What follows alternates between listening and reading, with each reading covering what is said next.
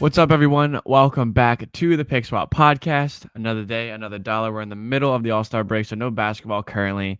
But me and Sean are back. Sean, how you doing, brother? Yeah, counting down the days till Harden, so we're getting closer. Friday's gonna be a big day.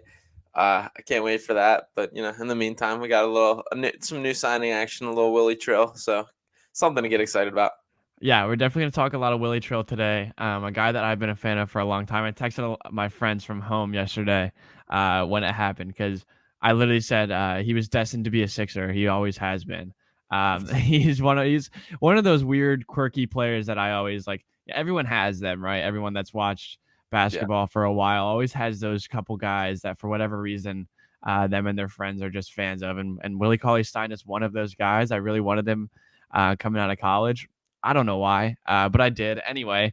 So the Sixers, like, it doesn't seem like that was the move, though, right? That doesn't yeah, seem like exactly what the move was going to be, because Maury did talk about a deal on the podcast, and it seemed like there was something else. And you said maybe it was Derek Favors that he was referencing.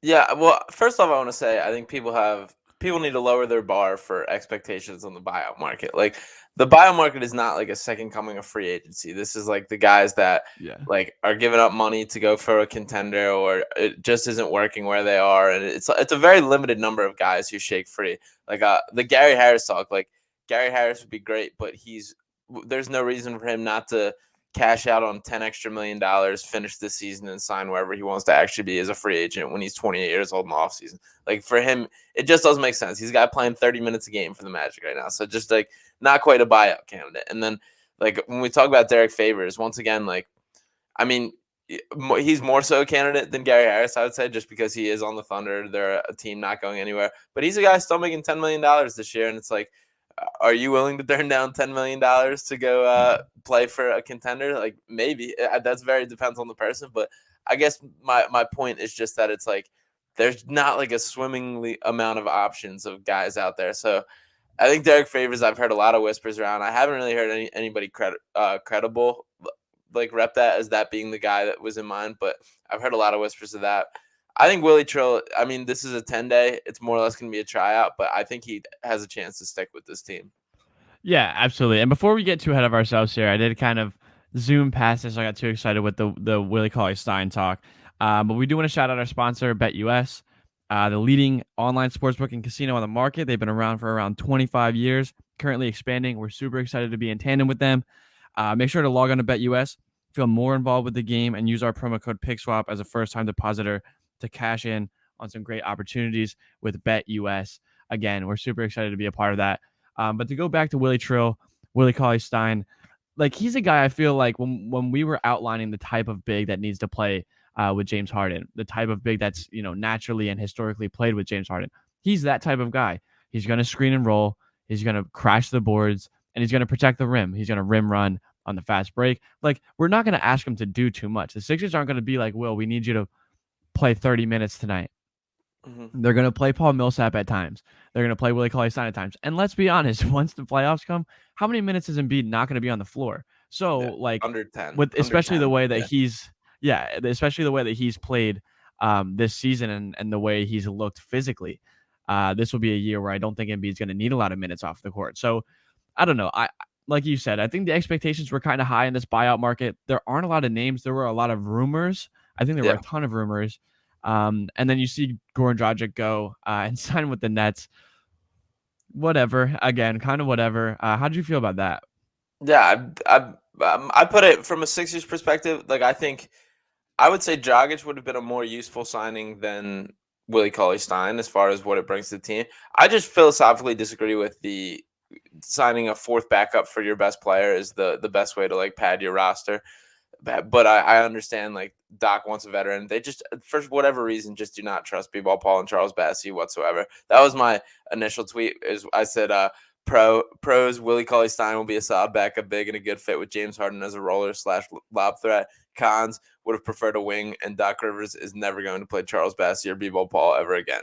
So I kind of feel like that. To No. circle back to Dragic, I don't think he helps the Nets that much, to be honest. Like he's pretty when you lay out their roster, like think about Simmons, Curry, Patty Mills, Kyrie. These are all guys that are going to be playing over him. Brown. Yeah, like Cam Thomas, even I would throw in there as I would play Yeah. him over Dragic, and sure there are slightly different roles, and I'm sure he'll get his minutes, but I don't think it changes the grand scheme of their team very much at all. No, I was laughing.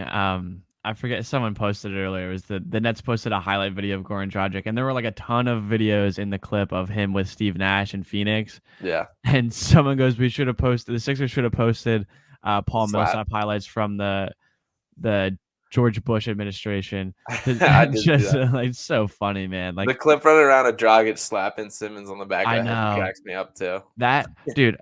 Let me tell you something. That day, I have hated Goran Dragic since that day. Since that exact moment, I hated his guts. And to see them now be on the same team and both of them not be on the Sixers, it's a whirlwind. It's, I guess the NBA in a nutshell, though. That's the kind of stuff that happens. And there's a lot of mentions of that between guys that have said, Embiid has said that you never know who's going to be on your team in a couple years, and kind of the similar thing with Drummond and all Yeah. that stuff. But regardless, I don't know. I think, again, this is also the time of year where a lot of people blow things out of proportion. Mhm, And I think a lot of people blew the Goran Dragic signing out of proportion as if for he sure. makes them any better. Like, I don't know. I'm never gonna lose my mind over a backup point guard. Right. To be honest, so I don't have a problem with it. I guess. Yeah, yeah, no, it didn't really change a thing. To circle back to Willie Cauley-Stein, I guess I still think this is like a marginal kind of improvement. I mean, he's a real deal 7 footer. He's athletic. He's a lob threat. He can roll. Those are all appealing things next to Harden. He's not a crazy rebounder. 9.6 rebounds per 36 minutes. 2.6 offensive rebounds per 36 minutes, which I would like a guy hunting the offensive glass. He's a strange dude. Like he's a guy I remember straight from Kentucky. He was on that stacked Kentucky team when we talk about Devin Booker, Karl Yeah. Anthony Towns, Trey Lyles, the Harrison brothers. He was on like that star-studded team, and for some, he was always kind of a guy that looked at as like would have been the man if it wasn't for like mainly Karl Anthony Towns being there. And I mean, he still managed to be the 6th overall pick, very Wow. Sacramento Kings pick, but he just frankly did not have the stuff behind it. I guess he was kind of he was hidden for a reason, I guess, in college. It looked like, and the limitations have been seen in the NBA. But he is a guy, very strange dude. I remember like a player profile I watched of him like way back, and he would ride. I don't even know what these things are called, but things you stand up on and drive. You know what I'm talking about? Like it's like a scooter, but it's like you lean on it, and I'm A segue. a Segway, yeah. He used to ride around on the Segway through Kentucky's campus, and then they would find him like at like these poetry readings on like that was his weekend event. Is he would like just go to like poetry readings and read his own things, and it's this big 7 foot guy with face tats up there reading his poetry. So very interesting guy as a human being. I compared him a little bit to Dwight Howard, and I mean that way more from like a personality aspect than like an on court thing. But there is a little bit of both. I mean, I think he will be good for the vibes in the end. He's a guy that I think the people will enjoy having around. So I do hope he sticks. Yeah, I think so too. And I honestly at this point I think he will. Again, the buyout finalization has to be done by March 1st. So, we're closing in on a week of that. He signed a 10-day, obviously, so that can be, the Sixers can maneuver around that. And again, I don't think this was the signing that Morey was talking about. So I wonder what had happened between, basically this time last week and today, or yesterday, because he said there's a buyout imminent. He did say it was a big man. Yeah. Um, but like he said, he was annoyed that they couldn't announce it, which to me feels like it wouldn't have been a John Clark kind of backdoor Yeah. announcing or backdoor reporting. It seems like it was just one of those things that kind of just happened out of necessity. Again, like you said, I don't think there really is that much of a necessity for that type of player. We kind of assumed that Charles Bassey might be taking the reins to that. And it's kind of weird to think that, I mean, I guess Paul Reed probably won't even spend much more time up, right? Yeah. I mean, once again, I think the Sixers are making a mistake with just the lack of developmental attention that they're giving to Paul Reed. Because I just feel like he has a skill set that even when you throw in Paul Millsap, you throw in Willie Cauley-Stein, you throw in Charles Bassey, Paul Reed's just a little shade different that I think like matchup wise could become very useful and very vital, just in the way that he's way more switchable than all these guys. Even in, like comparing him to Joel, like Paul Reed's way better in the switch coverage and pick and roll. in defending on the perimeter, and like he's absolutely still extremely raw, and there's like things that he needs to clean up for sure. But I just think like if they continue to show commitment, and by that I literally mean toss him out there for 5-10 minutes a game and just try him with like real NBA guys and let him learn. And I think in playoffs, if they had stuck to that from the beginning, and if they had continued with that, like the results would come. And like this guy's still young, this guy still does things, and I just wish that there was more of a commitment to that, and I think it would help the team. I really do. Yeah, he's definitely unique to this roster. Like, there's really nothing. I mean, he's unique to the NBA. There aren't a lot of guys that are. He's kind of just this hybrid of everything. Yeah. Um, I don't really know what he is, and I don't know that like they know what he is. Maybe he doesn't even know what he is. But I think the thing that I always go back to with Paul Reed is, you can remember the kind of stupid stuff that happens when he's on the court, but you really what sticks out is all the good things. Hmm. You know, he's It's a lot of constantly flying. It's like yeah, it's yeah. a lot of good things. He's flying around, chasing loose balls. Jumping 8 times for rebounds, and like even if you don't get those boards, I think there's a lot of things that go into that. Just the effort and the fact that like I think it kind of energizes everyone when he's on the court. And like I don't know, I don't expect there to ever like coming into this year, I expected him to have a little bit more of a role. Um, I didn't ever think he would be like a playoff rotational player, really. But I thought maybe he would play a little bit more. And the times that we have seen him, I've been impressed. So I don't know what the thought process is.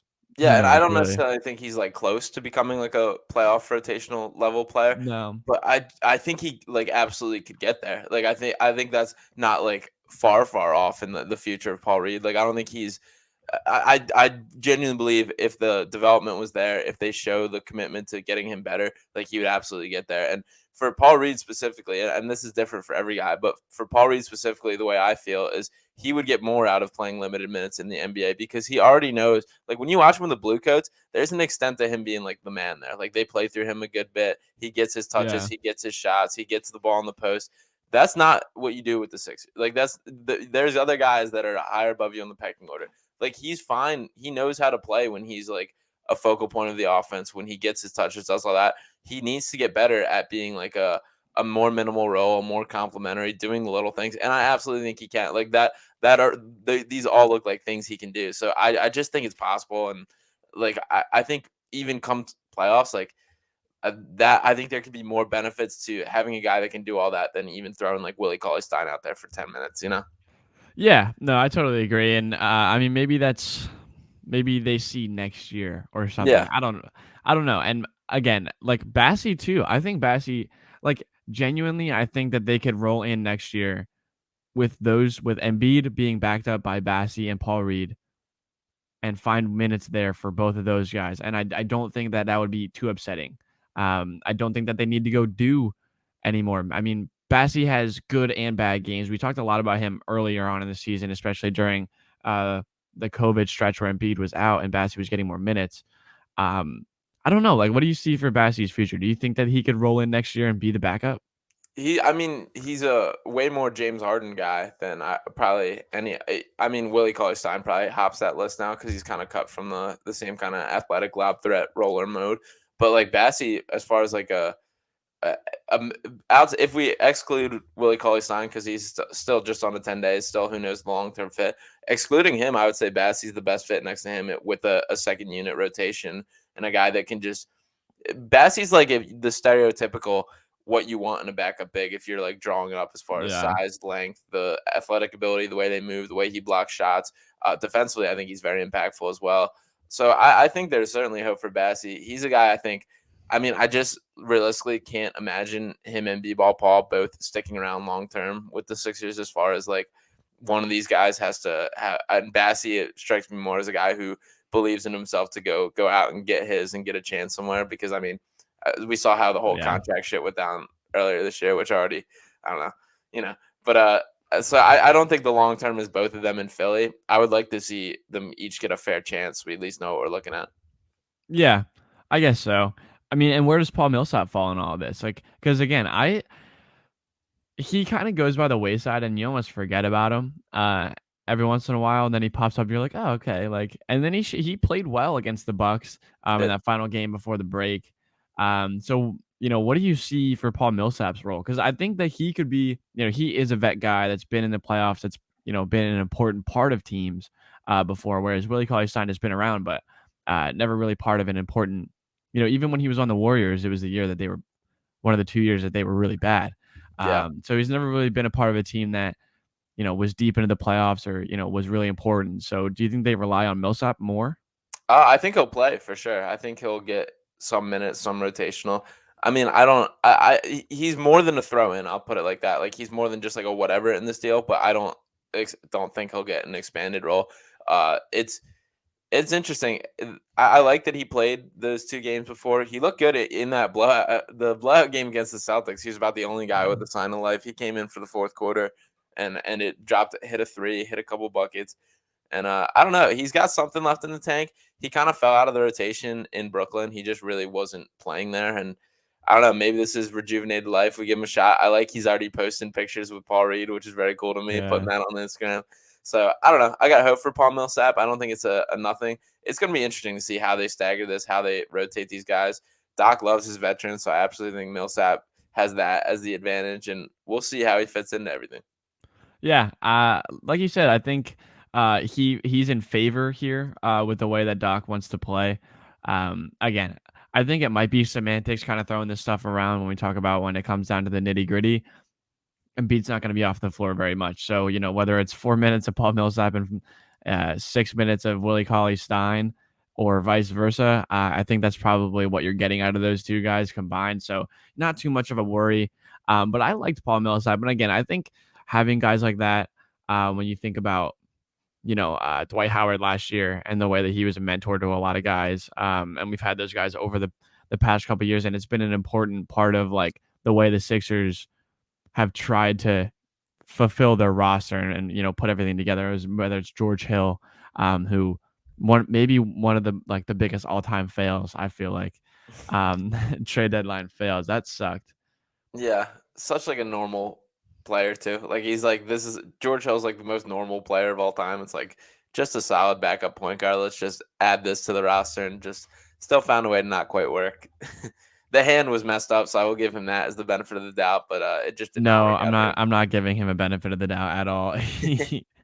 It's so like him though. It's so like the Sixers to have a guy that is just so solid at everything come in and just be so not solid at everything Yeah, for like 2 months. Like I don't know how that worked, but regardless, I like you said, I think Paul Millsap will probably fall in favor there. We're talking a lot about the Sixers bench here, mostly about the big guys, but let's look bigger picture with this bench.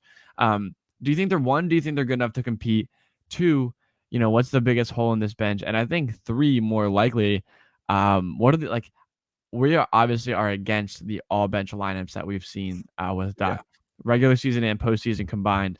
But specifically in the postseason, who do you think is getting more, of the minutes out of these guys come playoff series? Yeah, so to start with, I guess the Doc Rivers management is the biggest factor here. Is we cannot no team can survive all bench minutes in the postseason, especially not the Sixers roster. Like you have to stagger Harden and Embiid. You have to let Harden run with the bench guys. You have to let Maxey run with the bench guys at time. You can't just keep this like in units. It would be just malpractice for this roster if this happens. I think it's a survivable bench if you stagger it right. If you allow Harden to come in, allow him to do his thing with some guys, allow Embiid to rest, put Embiid back in with some bench guards, that type of thing.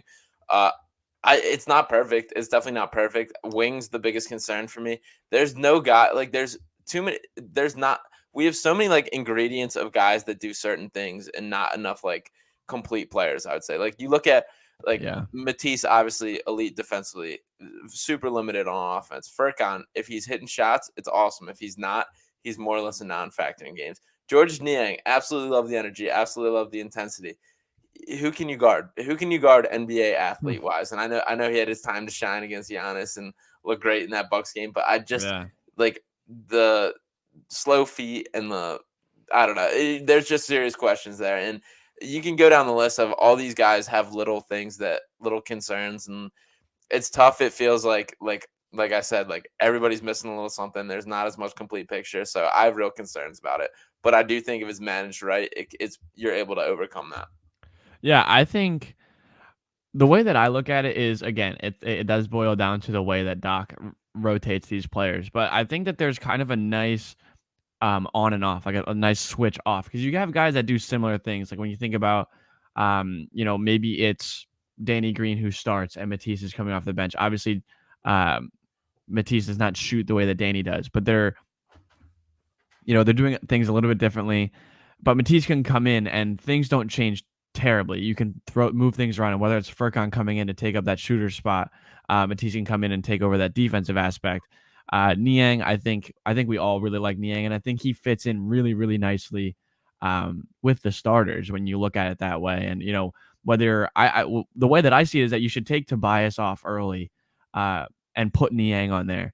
And then when Tobias comes back on and Embiid comes off, then Tobias is taking over offensively, and you're trying, those are the minutes where Tobias can do his thing and start, scoring a little bit more and getting his in those minutes. So I don't know. I don't know if there's like you said, the wing depth. There's no like all around player Right. coming off the bench. You know what I mean? There's a lot of guys that just are specialty players, like you said.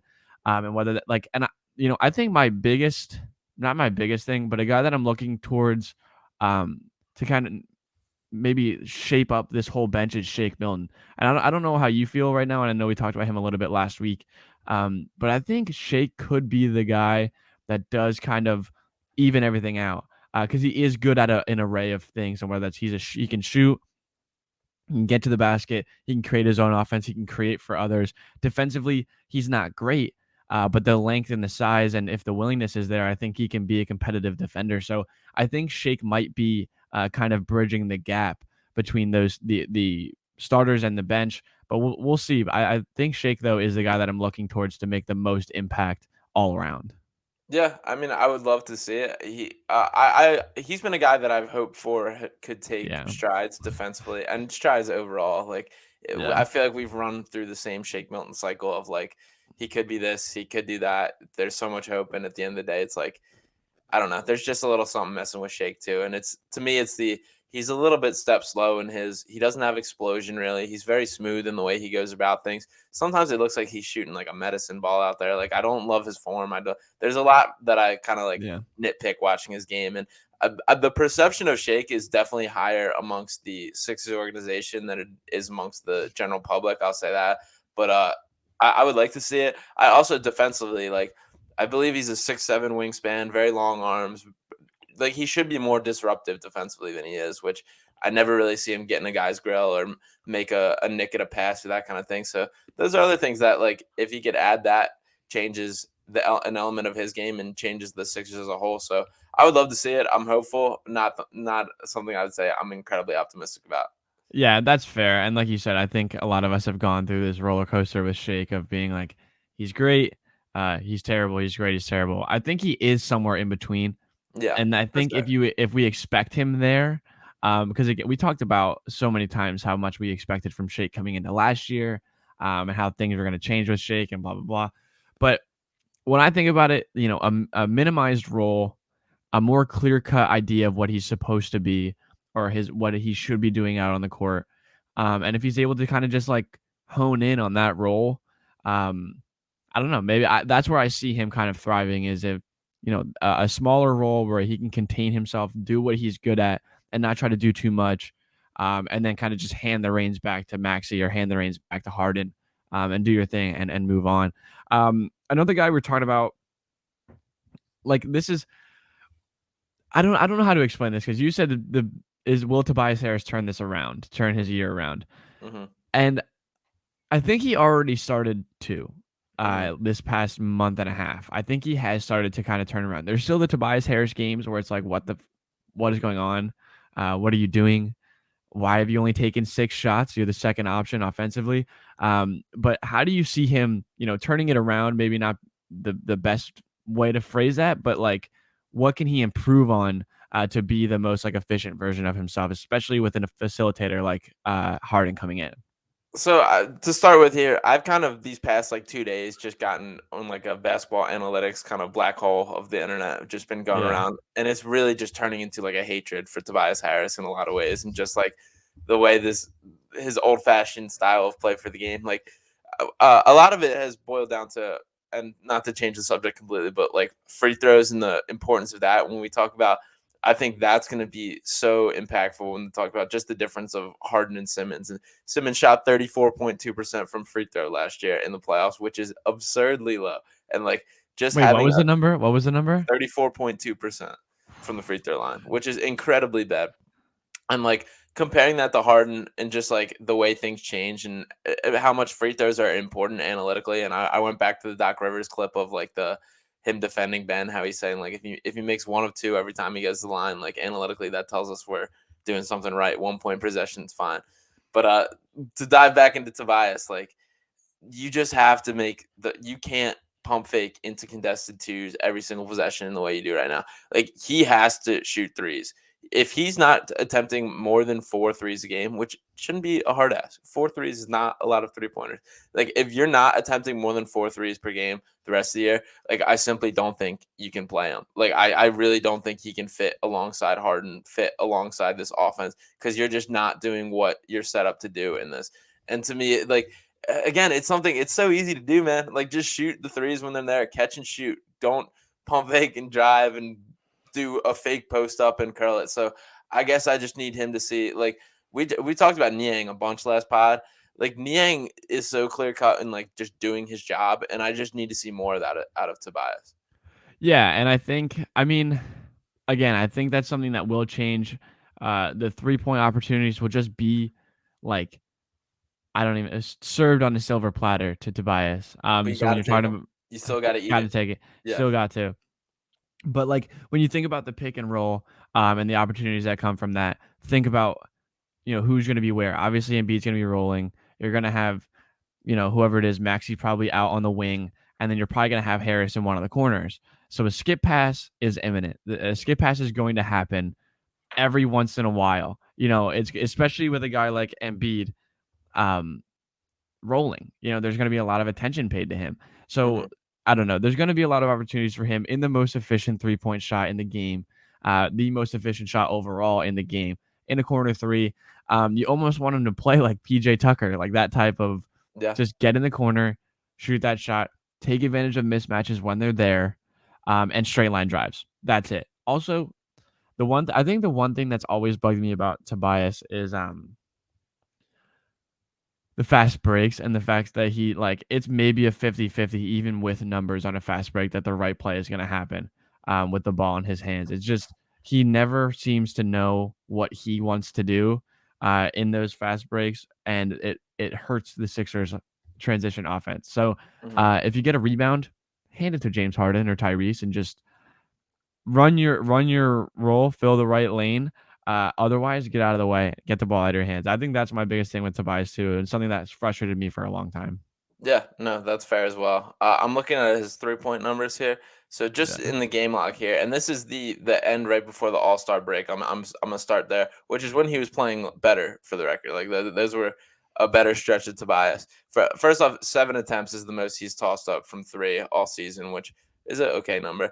But when we go back, so he shot 0 of 4 versus the Bucks, 0 of 0 versus the Celtics, 1 for 2 versus Cleveland, 2 for 3 versus OKC, 2 of 4 for Phoenix, 0 for 1 versus Chicago, 0 for 0 versus Dallas, 1 or 2 from Washington. Like you get the point there. It's just like there just has to be more number. Like you just can't there can't be a single game where Tobias Harris doesn't attempt a 3 pointer. Like that's crazy for the fit that we expect for you. As a guy who at the end of the day has been signed to be a stretch four in this offense, like that's your role. That was what is yeah, expected. That's how he wanted things to piece together.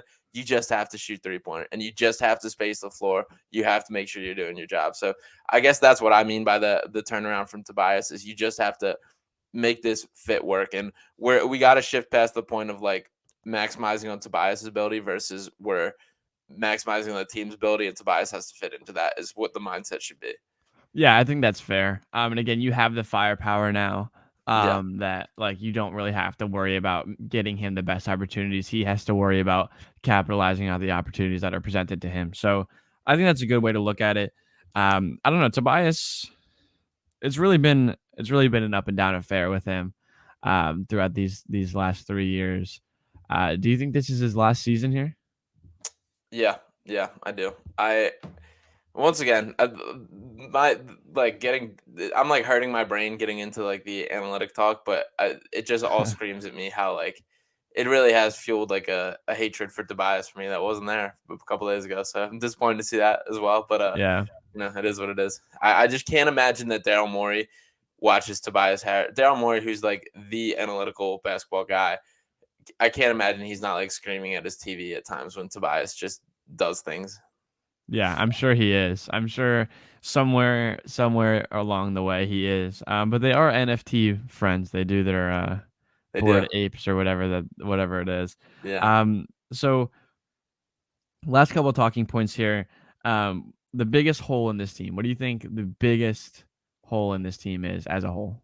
I still think is wing defender primarily. I mean, Matisse, I just don't.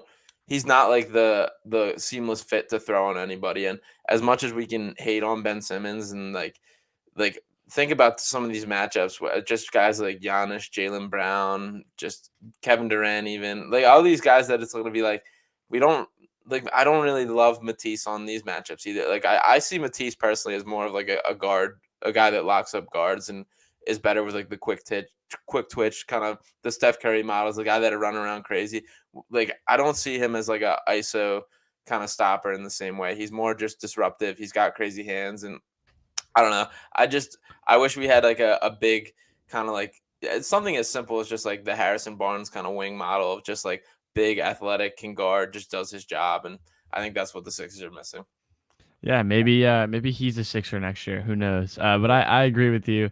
And again, that's if Tobias wants to prove his worth and step up defensively, there's an opportunity for him to do that in a lot of places. And he's never like he came into the Sixers when he got here. We were kind of like he's a defender. He's gotten better. He's definitely gotten Yeah, better over the years. And again, uh, any defense anchored by Joel is going to be good. So I don't know. I think that again, I think that is as well. Like you said, the athletic wing. I think like the all around wing, like a guy that can just do a little bit of everything.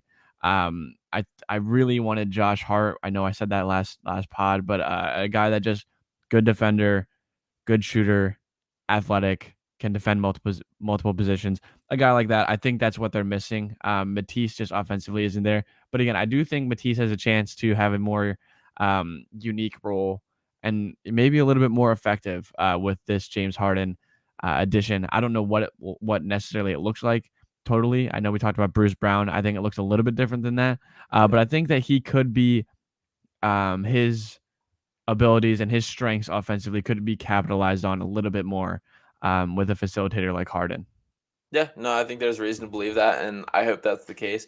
To Matisse's credit, like he has gotten better offensively. There's been not as much of a leap as like everyone has hoped, but there are like strides in the right direction and signs of it. And it's still frustrating at times. There's times where it looks like he has no idea how to shoot a basketball and looks like the least confident person doing it. But at least he chucks it up. He cuts hard. He does make things happen, and I would like to see it. I mean, James. I think people are underrating how impactful James Harden's going to be just as far as running this offense. So I have a little extra hope for everyone. Yeah, I think so too. I think everyone's going to take a little bit of a step forward. And I think Harden knows that. I think Embiid knows. Yeah. I actually think everyone there knows that. But it's just a matter of time until he gets on the court, which again, we're counting down the days, two more sleeps until, or I guess when this comes out, one more sleep until Harden plays for the Sixers. So Yeah. I guess our final question is, we're through the All-Star break. We're going into the second, I guess it's really closer to like the latter third of this season. And Joel Embiid is still in conversations with the MVP. I know he talks about winning and he has to win to get those credits. Do you think, I think, there's the consensus is we think Joel is the MVP. But do you think that he will actually win it? I do. I do. I think this is the year. I mean, when you the betting odds are ridiculous at this point. He's down to plus 130, pretty much the consensus across sports books. The next closest Jokic plus 290. just being like that's a plus 130 is an extremely low bar for MVP. And we're talking about like a couple months ago, he was at plus 4,000 for this. And it's like the fact that he shortened it to that extent. And like, I do think he's been the most dominant player in basketball. And we talk about, I mean, he's leading the league in usage rate. He's leading the league in scoring. He's doing like, I don't think that, I think if you take Joel off this team and put just about any other player in the NBA, the Sixers are not as good of a team, which to me, that speaks volumes to who the MVP should be. And I mean, he's been awesome. I think this is like his chance to win it, to be honest. I think he knows that as well.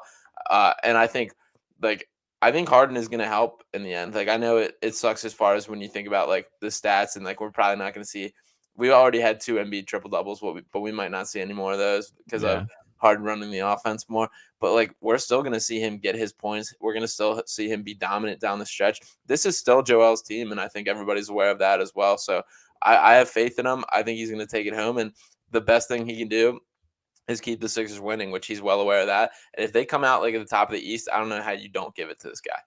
Yeah, I absolutely agree on all fronts there. I don't know. There's too many things to even mention at this point. He's been incredible in so many ways, and even talking yesterday when he had that talk with Malika Andrews, talking about he had to deal with so much stuff, and there's a lot of things that have been clouding this season for them, and those are finally gone. But I think the bigger thing is that he's been able to not only play so well, but in spite of all the things that have happened, he's still able to put up an MVP season. And he was the MVP of the league. If he didn't miss however many games last year, he got better, and he's a better player this year than he was last year.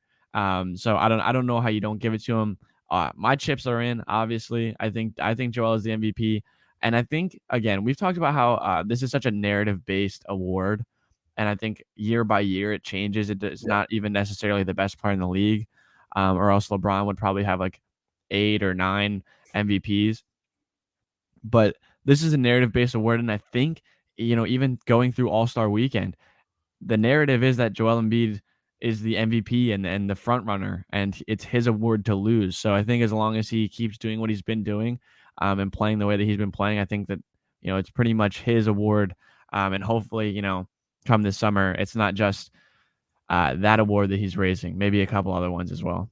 Yeah, and real talk from the NBA standpoint, I would love like a more standardized definition on what like MVP means, like what's most valuable versus best player. And I mean, this is same thing in the NFL, Yeah. same thing in all sports. There's kind of a similar debate, but like let's get a little definition of who the MVP is, and because that Yeah. does change things. Like if it's the best player, if it's the most impactful to their team, those are two very different awards, and you can kind of interpret it how you want to. So I do think if there was a standardized, and I do believe it kind of should fade more toward the my main argument for Joel is what I just made in that like if you put any other player in his spot, I don't think the Sixers are in as good a spot, which I think speaks volumes to his impact to the team.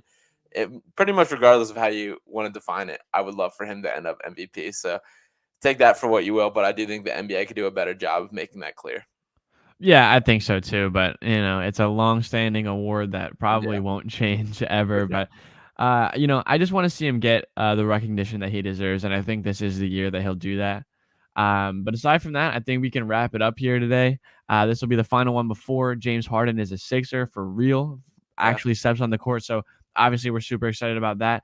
I'm going to be on a little bit of a break here, so you'll hear from Sean and some other mixed in guests here over the next week or so. So make sure to check out that. Stay tuned for any updates throughout the next week. Check out Sean on Twitter at Sean_Bernard1. You can follow me at JSprain17. Follow the pod at PickSwapPod.